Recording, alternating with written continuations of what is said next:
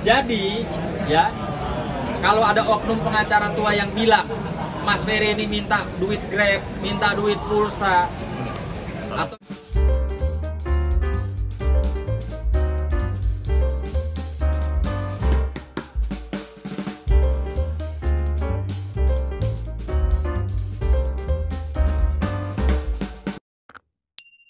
mungkin bisa diceritain sebenarnya hari ini agendanya Ferry Irawan ingin memberikan atau membeberkan pencemaran nama baik dan yang dirugikan Ferry.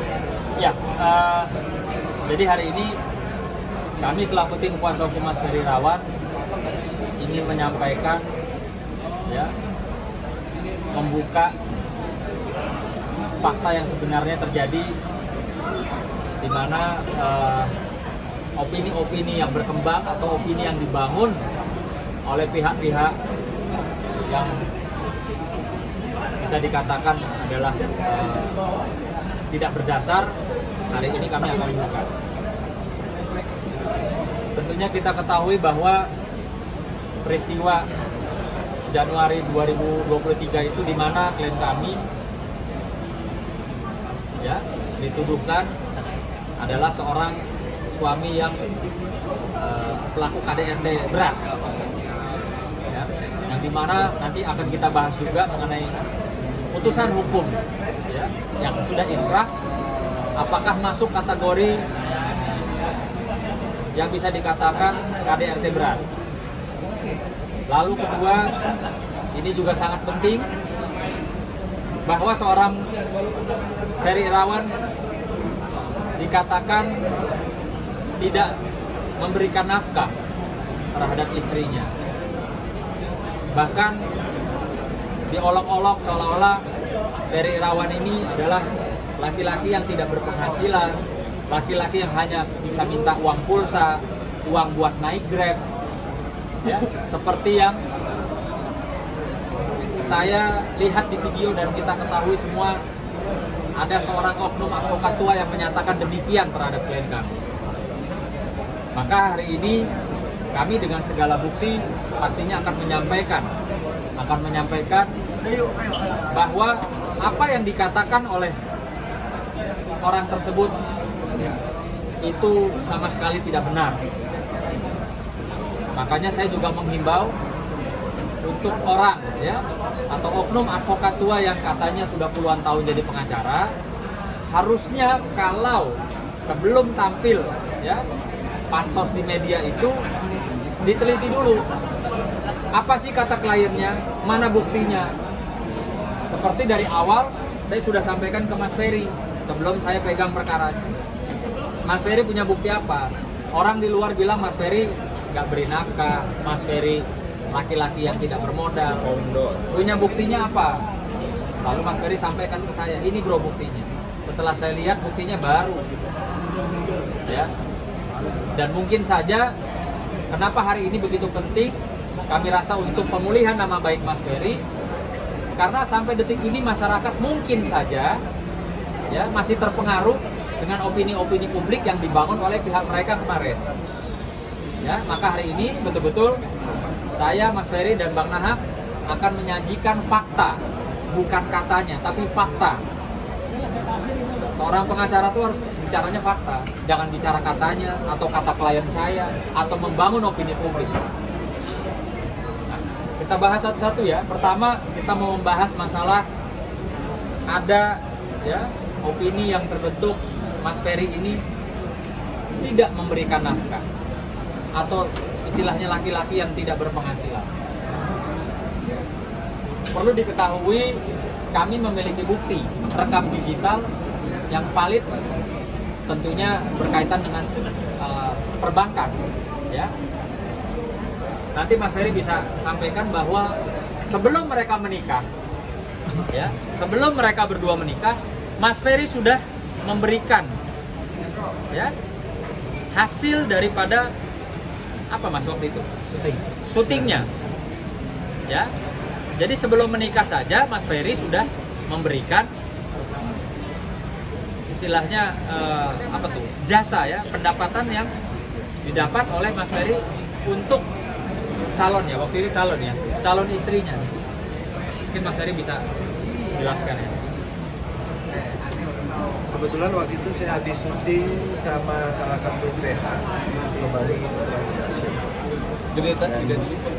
Dan alhamdulillah ya semua pendapatan saya berikan pada calon saya waktu itu. Itu simpan aja. Itu hasil syutingnya.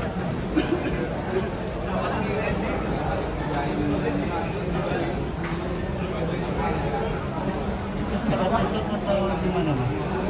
Apa? Episode atau bukan episode? Apps. Iya ini episode.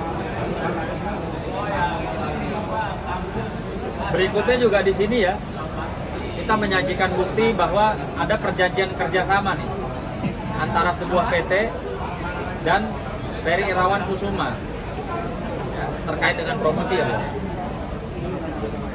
Selasa 12 Juli 2022, yang dimana di surat perjanjian kerjasama ini diatur dalam pasal 3 biaya kerjasama. Para pihak sepakat bahwa untuk kegiatan pemasaran media sosial yang dimaksud dalam perjanjian ini, pihak pertama akan membayarkan, pihak pertama si PT ya, pihak pertama itu PT, pihak pertama akan membayarkan jasa kepada pihak kedua, dalam hal ini Mas Ferry Irawan, senilai 60 juta rupiah sebagai imbalan jasa. Imbalan jasa akan dibayarkan pihak pertama kepada pihak kedua dengan termin pembayaran sebagai berikut. A. Pembayaran tahap pertama sebesar 30 juta rupiah pada saat perjanjian ini ditandatangani oleh para pihak. Ya. B. Pelunasan sebesar 30 juta rupiah akan dibayarkan setelah postingan ke-30 yang dibuktikan oleh pihak kedua kepada pihak pertama. Jadi total ada 60 juta ya hasil daripada kerjasamanya Mas Ferry dengan salah satu perusahaan, yang dimana pembayaran imbalan jasa akan ditransfer oleh pihak pertama ke pihak kedua melalui rekening, ya, melalui rekening Bank Mandiri atas nama Vena Melinda. Ya, mungkin Mas bisa kasih deh. Nanti bukan ke rekening Mas Ferry Irawan ya Pak? Jadi, ya, kalau ada oknum pengacara tua yang bilang Mas Ferry ini minta duit Grab, minta duit pulsa, atau minta duit jajan, ya memang semua hasil yang didapat oleh hasil kerja keringatnya Mas Ferry masuk ke rekening istrinya. Kalau saya rasa wajar, saya pun juga suka minta sama istri saya. Apakah itu berarti saya laki-laki mau kondo? Apakah itu berarti saya laki-laki tidak berpenghasilan? Ya, jadi sudah sangat jelas apa yang disampaikan oleh advokat tersebut tidak beritikat baik. Ya, hak imunitas seorang advokat itu ketika seorang advokat menangani perkara dan menjalankannya dengan itikat baik. Itikat baik itu seperti bagaimana? Meneliti dulu apa sih yang akan disampaikan ke publik supaya tidak dibilang pencemaran nama baik terhadap orang yang disangkakan. Yaitu teliti dulu punya bukti apa. Kalau kliennya bilang saya nggak dikasih nafkah atau laki-laki itu tidak bekerja, apa tidak berpenghasilan, lihat dulu alat buktinya. Lo punya bukti apa? Coba mana sini gue lihat. Jangan membangun opini publik seolah-olah seakan-akan Ferry Irawan ini laki-laki yang mau kondo, laki-laki yang tukang minta-minta, laki-laki yang tidak bisa memberikan nafkah pada istrinya, gitu. Ini kan kasihan. Makanya hari ini sangat penting untuk mengklarifikasi, untuk menjelaskan ya kepada publik yang sudah saja atau mungkin saja masih berpikiran negatif, berpikiran buruk sangka terhadap Mas Ferry. Ini laki-laki tukang KDRT, laki-laki nggak ada penghasilan, laki-laki tukang minta-minta. Gitu loh ya. Jadi tadi ada berapa? Ada 2 ya? Masih banyak ini.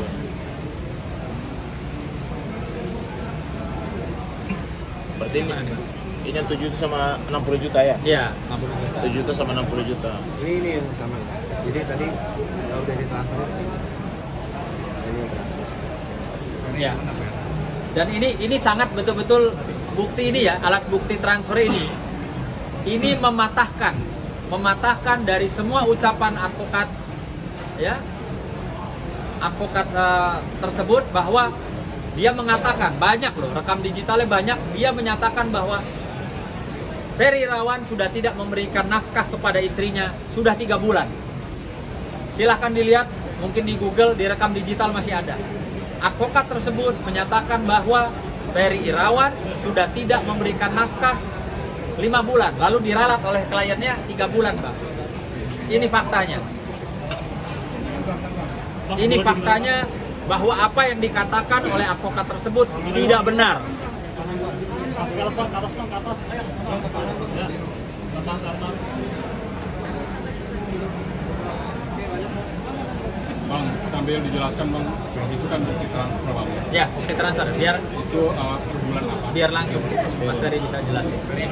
Ini per bulan Januari Januari 2023. 2023. Di saat mereka sedang berkeluar-keluar karena ada satu peristiwa dugaan KDRT.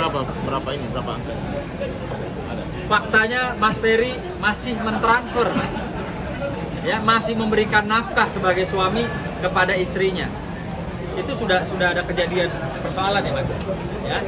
Jadi siapa bilang, ya, siapa itu yang ngomong tidak berdasar bahwa klien kami sudah 3 bulan tidak memberikan nafkah. Ini kita bicara fakta dan data, bukan bicara katanya, bukan bicara omong-omong atau membangun opini. Ya, kita bicara fakta.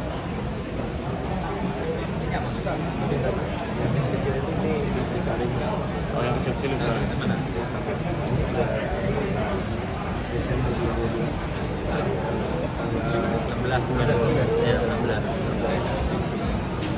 Kan kejadian kejadian itu Januari ya, Januari 2023.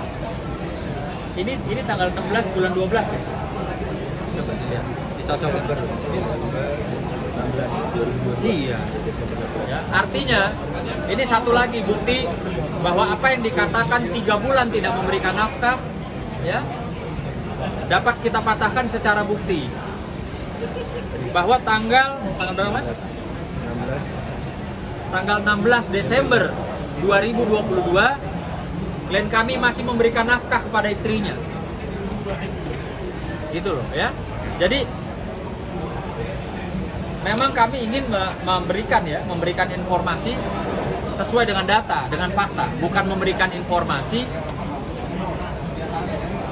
yang kami bilang informasi sesat dan cenderung bertendensi fitnah karena tidak bisa dibuktikan. Ingat sekali lagi saya bilang ya, advokat mau tua mau muda itu dilindungi undang-undang advokat ketika bekerja dengan itikat baik. Kalau seorang advokat bekerja membela kliennya, menjatuhkan lawan daripada kliennya tanpa dasar, ya, tanpa alat bukti yang bisa dipertanggungjawabkan, namanya apa? Namanya advokat itu sedang menjalankan kuasanya dengan itikat yang tidak baik. Ketika itikat itu tidak baik, kita bisa buktikan, maka hak imunitas dari seorang advokat itu luntur seketika. Ya. Ini bulan 12 ya. Ini Bang, kanan, atas Bang. Kanan.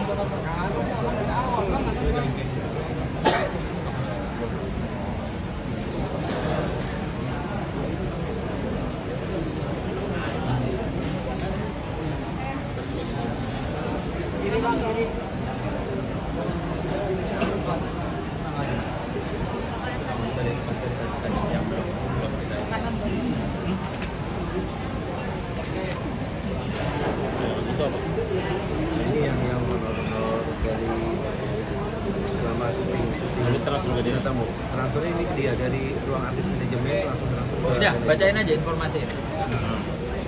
Bacain aja. Bacain informasi. Kan Mas, Mas, lanjutin dah. Mas hanya mengklarifikasi sesuai dengan data, tidak lebih tidak kurang. Kalau ini Ini honor-honor selama kita syuting jadi bintang tamu. Ke atas boleh bang, ke atas Bang Ferry, ke atas. Jangan goyang, tahan. Di zoom dulu. Bentar, tahan dulu, bentar. Jangan bilang aman terus, kamera dulu. Bentar dulu tengah dulu. Sama Ferry. Sebentar. Biar kita zoom dulu sebentar. Ambil detailnya.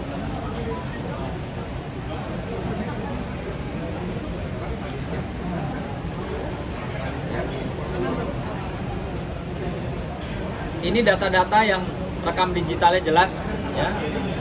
Yang kami anggap ini adalah alat bukti fakta yang bisa dipertanggungjawabkan bahwa ini betul-betul bahwa klien kami ini memiliki penghasilan, memiliki pekerjaan dan memberikan nafkah kepada istrinya. Ini apa? Ini juga. Ya, sampaikan. Ini juga. Ya. Di sini kita lihat tidak pantas ya, tidak pantas seorang advokat menyampaikan ya istilahnya suami daripada kliennya, ya merendahkan suami daripada kliennya yang katanya nggak punya duit, minta-minta ini itu.